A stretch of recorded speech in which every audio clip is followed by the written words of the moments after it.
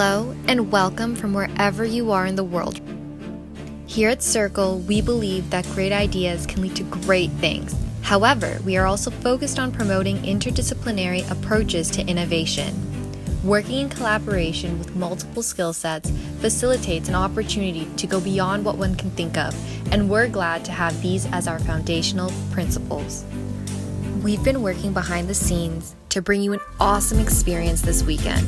So without further delay, I'm excited to introduce you to what you're here for.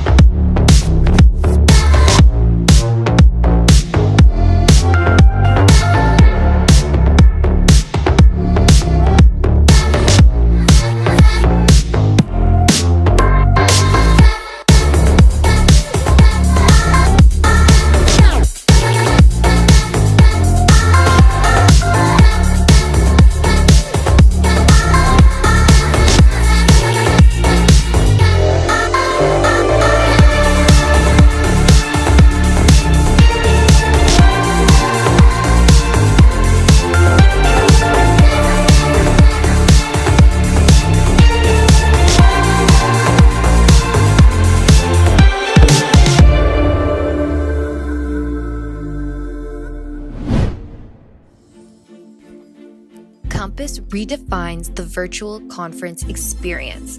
With the goal of truly creating innovative solutions, it also allows you to participate in panels and workshops, interact with others, and explore your creative horizon. With an ever-changing world, we look forward to all innovations coming our way, but we should also consider the 21st century skills one might need in today's day and age. To tell you more about that, please welcome Dr. Laura Jana. Hello, my name is Dr. Laura Jana, and I am honored to join you to give this opening keynote for what I imagine is going to be a really fun virtual conference. And of course, I'd love to join you in person, but given that the subject of what I'm going to present today has to do with 21st century skills and how to succeed in the world that we're living in, the fact that we are doing this virtually using digital technologies and the fact that we can connect from around the globe really kind of emphasizes the point about the world we're living in. So what I'm going to do now is give you a very brief overview of a topic that I've been really focused on for the last few years. And for those of you who've had a chance to see my bio or take a look at my TED Talk, I gave a talk recently in Northern India, you'll know and maybe wonder how it is that a pediatrician came to be speaking about 21st century skills and innovation, jobs, workforce, education. What I'm going to share with you is sort of a big picture view that certainly relates to my area of how to raise children to succeed in the 21st century, but it relates really quite honestly across all sectors. And so much so that versions of this talk and these concepts I've had the opportunity and the honor to present at places like the annual meeting of the World Bank, the U.S. Chamber of Commerce, the Maternal Child Health Bureau, and lots of others. So what I'm going to do, like I said, is a bit of a whirlwind tour. I certainly prefer presenting where I actually get to talk to people as opposed to doing formal slides. And again, for the sake of getting this to you in time to serve as the opening for the conference, I'm recording this in a bit of a makeshift setting. I'm not going to bother with a PowerPoint, but I do have one that goes along with this. And what I'm going to do is every now and then you'll see me looking just so that I can kind of frame what I'm talking and describe to you what I'd like you to be looking at. So we're going to go ahead and get started. Typically, depending on my audience, I call what I'm about to talk about either upstream innovation or investing in human capital, or cultivating 21st century skills for success. Take your pick. That's what we're about to talk about. And like I said, it's going to be a little bit of a whirlwind because we're going to cover a lot of territory, but just as an overview.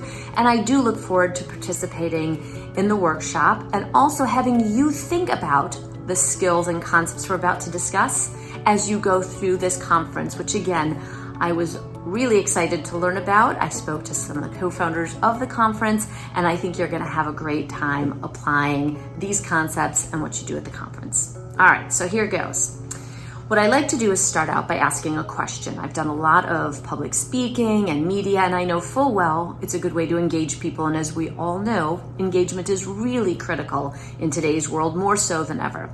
So the question I always ask is I say, around the world, everyone from governments, business leaders, and economists to parents, teachers, and pediatricians are all asking essentially the same question. And that question is, what skills will our children need to succeed in today's world? Now, again, it doesn't really matter who you are or what age children we're talking about, or really if we're talking about children at all. Everybody is really focusing in on this concept of what skills do we need and how are they different from decades and generations past. All right, now conveniently, the World Economic Forum a couple of years ago put together a list of these 21st century skills most needed to succeed. And what they did is they divided it into 3 columns. So you can picture 3 columns pretty evenly divided. The first column contains things that I refer to as IQ skills, just for the sake of convenience, but really they're reading and writing and arithmetic kind of skills. So I always say, the literacy, numeracy, financial literacy, civic literacy, more of the fact, technical kind of content and substance-based skills.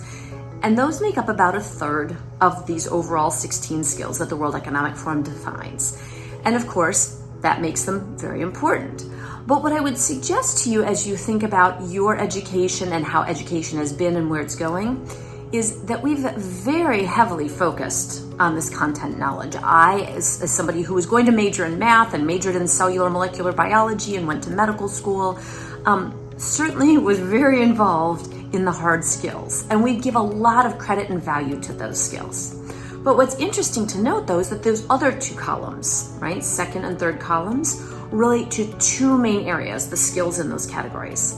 The first is global connectedness and complexity, and the second is rapid change. And those skills, and again, I usually just toss these out because you will have heard them and no one disagrees with the list, include communication, collaboration, teamwork, adaptability, resilience, grit, perseverance, emotional intelligence, the ability to fail and adapt, critical thinking. And so, again, I would like to think that especially this group attending this summit has heard those, believes in those concepts, and sees their value.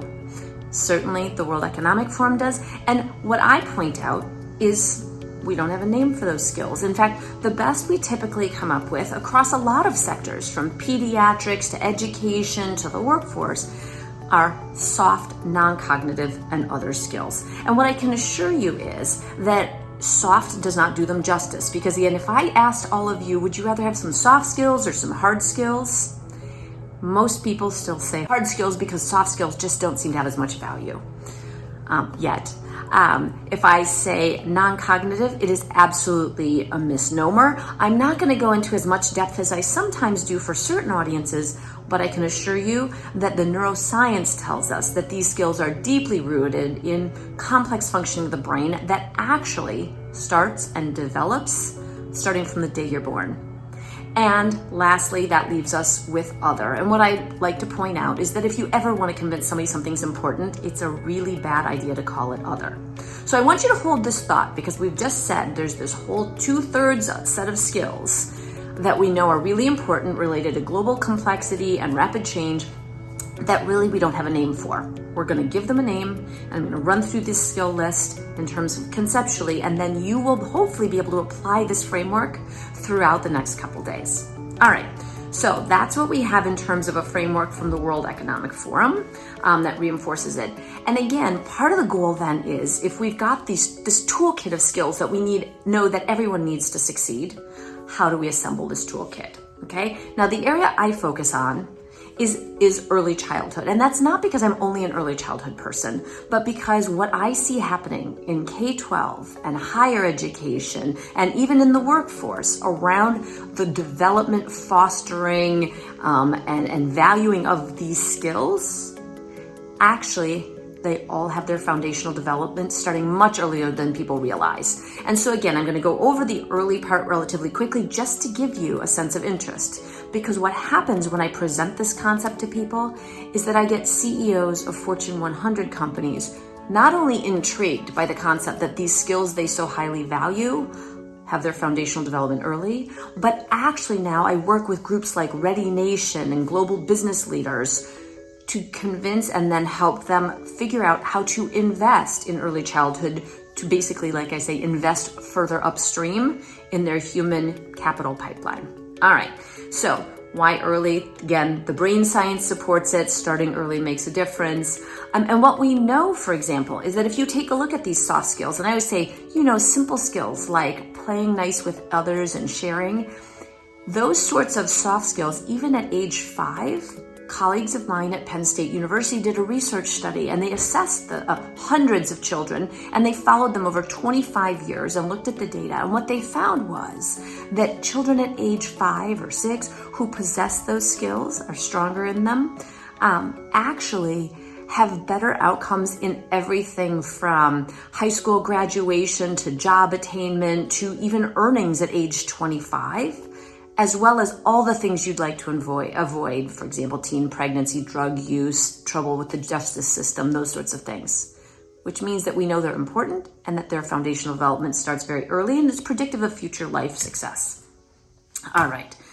Okay, and now what I also like to address is partly why I say start investing early, but why I also make a point to say it is never too late to foster these skills. So, given that I'm talking to an audience of mostly students and you're looking at where you're at, here's what I want you to picture. A curve that starts high and then slopes down. I should do it directly opposite for you.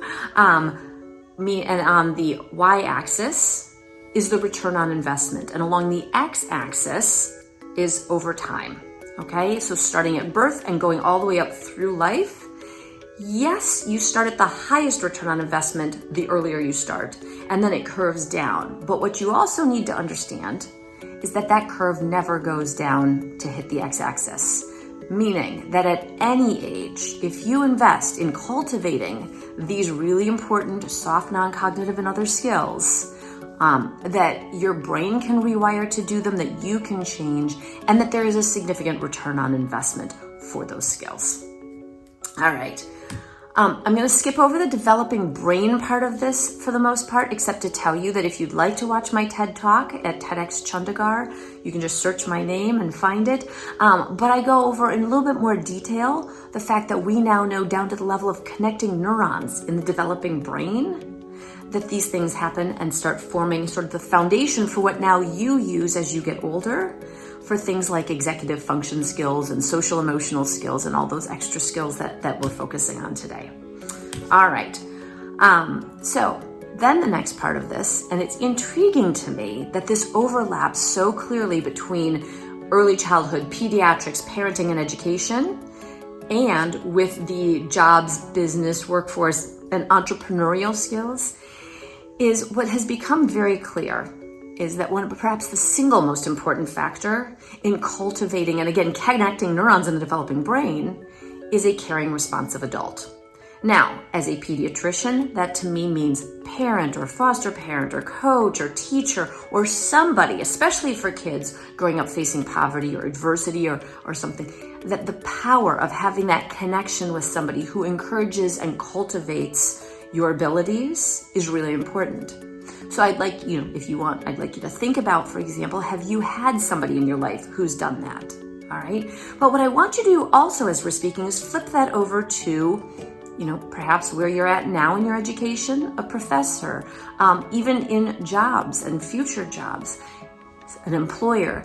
what businesses are finding out and what higher education is finding out is that, like I mentioned early on, engagement is really critical. And it's because we are, by human nature, connected human beings, right? I mean, if you look at things like LinkedIn's tagline, it's relationships matter. During times of coronavirus and a global pandemic, what we all find ourselves most affected by, I think, is this idea of having to stay away from other people because it is not in our nature. But we also know that a caring, responsive adult is hugely important, which would also explain, as a side note, why I've just signed on, for example, to be the Vice President of Communications for a Silicon Valley-based company that focuses purely on mentorship in the business realm. Because a mentor in the business realm to me is no different than a professor or a teacher or a parent or an early educator cultivating those sort of skills and relationships. Okay, so as I promised, we're going to get back to these skills. Those are kind of the overview concept, but let's focus on these skills so that you can then think about them, apply them, join me in the workshop and get a chance to ask some questions, and we'll go from there. So I'll remind you, this 21st century toolkit: communication, collaboration, teamwork, adaptability, critical thinking, curiosity, social emotional skills, and the ability to fail and adapt. Okay, we've got all these skills. What should we call them? And I actually set out to think of a word to call these skills. And what I came up with was the word key. Not spelled K-E-Y, although it sounds like it, and that's very useful because they're very important skills, but spelled Q-I. All right, so the reason I chose that word is kind of several-fold. The first is, it sounds like the word key. So if I say there are 7 key skills that everyone needs to succeed, if you're not quite paying attention, you still get the message that they're very important. But key, also pronounced chi, is recognized not just in Asian cultures, but across cultures and centuries as being a positive life force, positive energy in some sense of the word, and various senses of the word. And that's certainly true, since we know that these kind of core skills make up 2/3 of the skills people deem most important for future success in today's world. All right, and so that's important. We also know that you can be born with them. That would be one key, but also you can develop them. And that's really important, because if we take something like empathy, for example, which a lot of people, including in the high-level business world, are now really focusing in on, it's not something you're either born with or not, because we now know from the neuroscience, an area that I've long been involved in. I actually considered going into neurosurgery. I worked in neuroscience labs. And what I can tell you is the neuroscience now backs this up. So that, for example, we look at something like empathy and we can identify a region of the brain involved with empathy. And we know that it can be trained, and we can actually visually see areas in the brain engaged when somebody is experiencing empathy. All right. So that's where you've got it. The key skills can be developed. And then I also like to think about it in terms of making sure that people don't hear me say these skills are so important that those hard skills we talked about are not, because they are still important. And so key represents the complement to IQ. So IQ and QI. And together, those skills will prove really valuable to not only your generation, but quite honestly, everyone, as we move into a world of rapid change and global connectedness and complexity. All right. And again, I'm not going to spend too much time referencing the pandemic, but clearly it's something that's impacting all of us. And for the context of what we're about to talk about, I want you to think about the fact that these skills, it's not like they're new. It's not like nobody ever thought they were important before.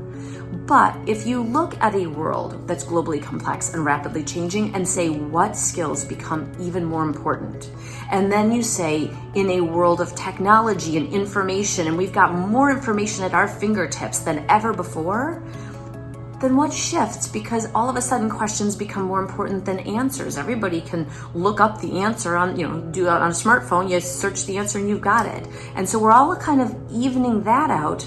But it's knowing what to do with it, what questions, a curiosity that makes you go and motivates you to go get those answers, and how to sort through information critically that make this set of key skills we're about to run through particularly important. Okay, now Now again, I promised you, and I know I'm talking fast, I promised you a whirlwind so that I can fit in this overview in this opening session.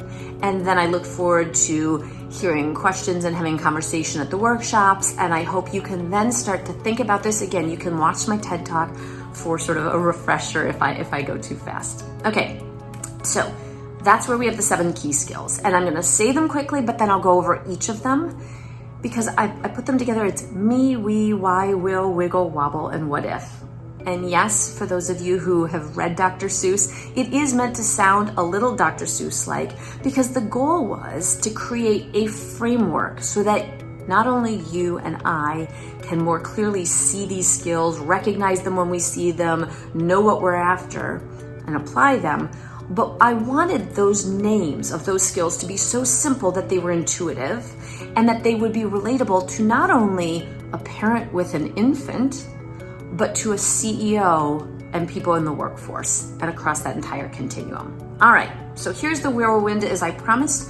What I'm going to do is what I did in my book, The Toddler Brain, Nurture the Skills Today That Will Shape Your Child's Tomorrow, which is really the book that kind of kicked off my whole involvement in this really much broader area than I'd ever really sort of expected to get into. Because in that book, I linked parenting and early brain and child development to jobs, innovation, workforce, and 21st century skills. And I'm going to give you a taste of that as I describe each of these skills in a very short version. So the first skill, me skills. And that's just like you would guess if I said me skills, although it's not the sort of self-centered me that we sometimes think about, or this sort of selfie-centered world that we live in, but rather it involves self-awareness, self-control, impulse control, delayed gratification, and focus and attention. So it's sort of those internal skills where you learn to sort of be in control of your own thoughts, feelings, and actions. And this has become particularly important, right? People are recognizing the value of it, especially in a world where you're having to sort of be in charge of yourself, where people don't stay in the same job for 30 years, that you might be, again, in today's world, working from home, but still expected to get all your work done, right? Maintaining focus, delayed gratification to not go off and wander and do something else when you're supposed to be sitting at your desk working. And so in this case, for those of you who know the name, I like to reference the fact that Peter Drucker, very well-known sort of business visionary, calling trends in the business world and usually getting them right, made the statement that while the 20th century was the era of business management, the 21st century will be the era of self-management. And what I tell people to relate it to early childhood is right. And in my world, a good self-management day is when no one bites their friends. Okay, so it covers the entire range and age, but I will tell you that some of those skills have their most rapid rate of development starting at age 3 to 5. The other peak is at an age right about where you are, right, in the early 20s, when those executive function skills really kick in. The executive function skills, by the way, involve cognitive flexibility, right, ability for your brain to switch gears, really important in a rapidly changing world. They involve impulse control, which would be what we've just talked about with these me skills. And they involve working memory, the ability to take in new information and then change direction as you process that information. Again, really valuable in a rapidly changing world where lots of information is coming in. All right, right after me skills are we skills, and those are, as you would guess, the people skills. So that's the communication, collaboration, teamwork, and those sorts of things. And I have yet to meet anyone that doesn't think those are important skills. And I will just point out that the fact that the world is so globally connected and complex means that we are now all in our jobs, our education, everywhere, going to be faced with needing to be able to get along and understand and do perspective taking with people who across cultures and continents and religions and countries. And without that, things tend to fall apart. So very valuable skills. Me and we skills combined, by the way, fit the formal definition of what most people are familiar with, emotional intelligence. All right, why skills? Questioning and curiosity. And again, I already referenced this, so I'm just going to leave it at this for now to be succinct. But in a world where information is readily available at your fingertips, and in fact, we are given information like it's coming through a fire hose, It's not the person who knows all the answers, but the one who asks good questions who really rises to the top.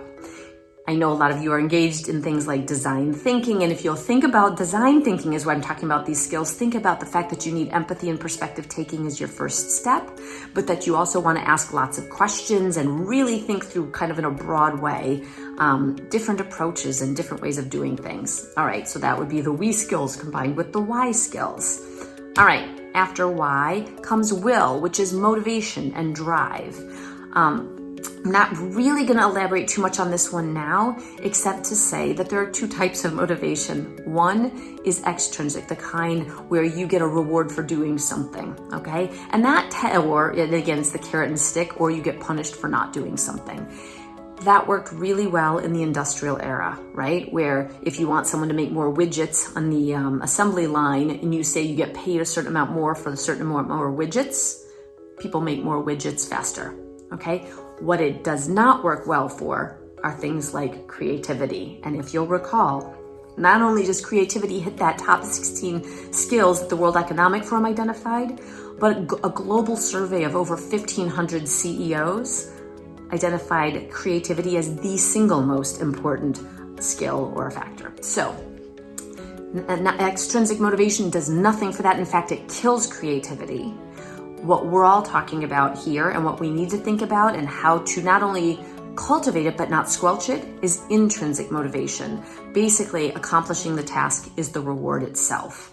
And so for all of you participating in these sort of challenges where the reward is the accomplishment of the challenge and working in a group and coming up with some ideas, I would like to think you're all getting a lot of intrinsic reward out of that, and that is not to be minimized because that alone is helping to kind of cultivate that skill. All right, so we got me, we, why, will. Now I'm adding wiggle. And wiggle is an interesting one because I don't hear people calling wiggling a skill, certainly not in early childhood, right? That's kids can't sit still is really nothing that parents tend to be proud of. But what I want you to do is think of the fact that wiggle skills, wiggle represents physical and intellectual restlessness. And in fact, if you read any book on innovation, you're sure to come across the fact that innovators are almost universally described as physically restless. They touch and poke and take things apart and put them back together. It has to do with the whole maker world and maker spaces. And what I tend to do in my early childhood talks is say, now think about what we do, even actually not just early childhood, but across all of education. You're told to sit still, straight lines, sit in your desk. And we're only starting to see a shift in the education world to the sorts of things that you're doing at this conference, where it's real world, engaged, hands-on, get up, move around, interact, do things. That fits into this concept of wiggle skills. That and also hands-on, touch it, feel it, poke it, interact with things, because that's how we learn about the world best.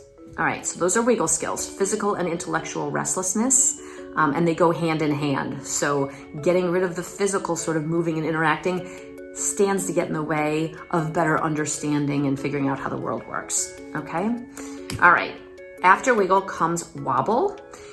And for those of you, I don't remember if in Canada the toy Weebles was really unpopular, but globally there was a toy egg-shaped in the 70s or so, egg-shaped with faces painted on it, and they would wobble back and forth, but they would never tip over because there was a weight in the bottom of the egg. So those toys called Weebles became, globally popular, except for in a few countries here and there, so I always have to qualify that.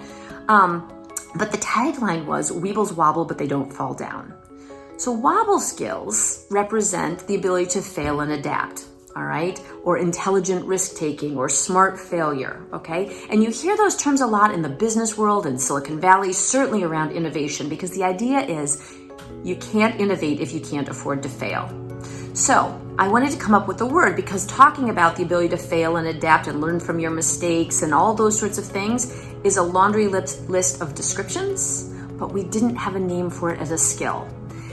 I always point out, by the way, that Silicon Valley's unofficial motto is fail early, fail often, and fail forward. And I would suggest to you that we don't do enough of letting young children, older children, college-age children fail. except when you're doing things like a project where you're going to do rapid iteration, rapid prototyping, working together, tossing out any idea, no matter how crazy it is, and then figuring out how that works. And for education purposes, trying to figure out how to get the system to put less value on the correct answer and the speed of that correct answer, and rather letting people try more creative, innovative things, allowing them to fail, recognizing that through failure you learn, is going to be a really interesting one to focus on. I'm going over in time, so I'm going to whip through the last couple here, and then I'll look forward to feedback and hopefully some conversations. All right, so me, we, why, will, wiggle, wobble, and the last one is what if. Right, so you know I mentioned why skills, and why skills is asking lots of questions to figure out how the world works. What if, although it's a question, is the ability to imagine not just how the world works, but imagine how the world could be. So it's the ability to actually imagine something that's not immediately in front of you. And so this completely ties in with innovation, entrepreneurship, all of creativity, all of those sorts of things. And so that one I like to focus on, and I do think that a lot of the sense I've gotten is that our traditional education system, as it's existed probably for 100 years or more, has really stripped away a lot of that sort of ability to imagine and do things differently and come up with creative new ways to do things. It's really important. And for all of these skills, by the way, they all have their roots in neuroscience. So I actually, in the Toddler Brain book, I go through each of those areas.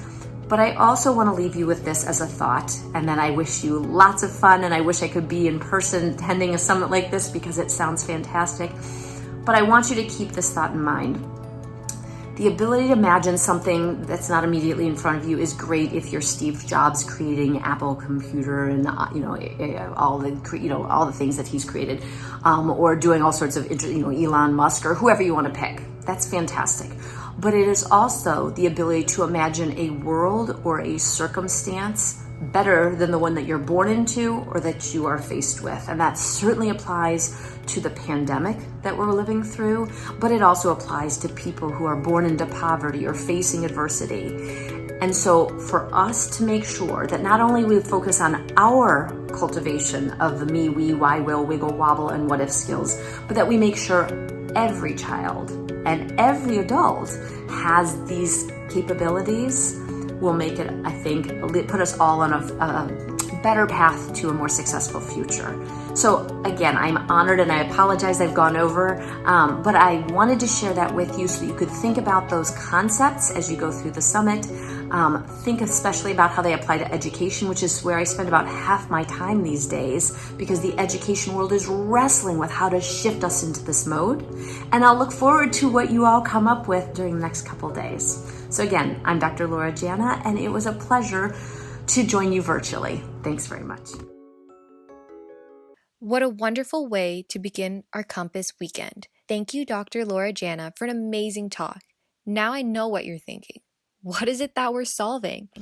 Well, here's your case. Students, such as yourselves, are the next generation of educators, workers, and leaders of tomorrow. As the impending future is approaching, students will be put to the test of life. Students spend over 20 years of their life in an education system that serves the purpose of preparing them for the future. However, recently there has been a tremendous amount of movement surrounding the betterment of education in North America. These movements arise when the need of a solution is amplified, wisely put, as necessity is the mother of innovation.